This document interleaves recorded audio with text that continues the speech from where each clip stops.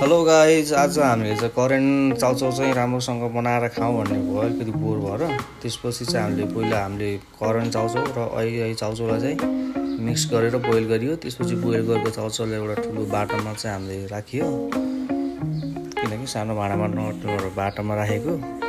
त्यसपछि चाहिँ त्यसमा माथि हामीले कटिङ अन्डाहरू माथिबाट राख्थ्यौँ।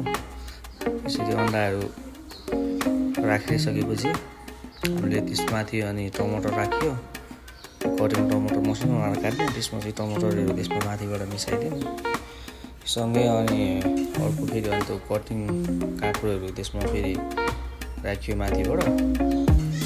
यसरी काँक्रो माथिबाट राख्ने, त्यसपछि अनि प्याजको कटिङ अनि लसुनको कटिङ राख्ने। यसो गर्दा चाहिँ यसरी खाँदा चाहिँ, किनकि धेरै पिरो पनि हुन्न, राम्रो पनि हुन्छ, स्वाद पनि राम्रो मिठो आउँछ टेस्ट। अनि त्यसपछि अनि धनिया चाहिँ राख्नु पर्ने थियो, तर धनिया थिएन हामीसँग। धनिया नभेटेको कारणले चाहिँ मसला यसरी चारैतिर मसलाको पेस्टहरू त्यसरी राख्यो।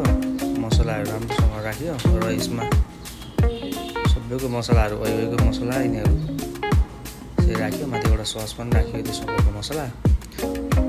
त्यसपछि चाहिँ अलिकति नपुग्ने, यसमा नुन चाहिँ अलिकति कम हुने नपुग्ने भएर चाहिँ माथिबाट नुन राखियो हामीले पनि। फेरि नुन अलिअलि थप्यो। त्यसपछि अनि यसलाई राम्रोसँग 2 चम्मच लिने, अनि त्यसपछि 2 चम्मचले चाहिँ राम्रोसँग मोल्ने। कति धेरै बेरसम्म मोल्यो त्यति बेर एकदम राम्रो आउँछ त्यसको स्वाद।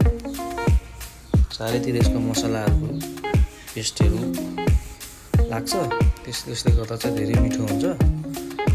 त्यसपछि यसलाई राम्रोसँग मोल्ने, अनि यसलाई धेरै बेरसम्म सब चारैतिर मोल्ने। राम्रोसँग मोलिसकेपछि चाहिँ एकदम राम्रोसँग टेस्ट मिठो हुन्छ।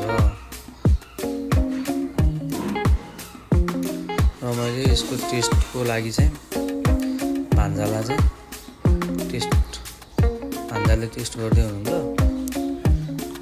अहिले चाहिँ यसको टेस्टले चाहिँ भान्जाले चाहिँ टेस्ट गरिसकेपछि चाहिँ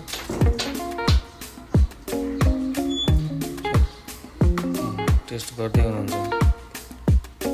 उहाँलाई चाहिँ एकदम मिठो एक्सिलेन्ट लाग्यो रे, थम्स अप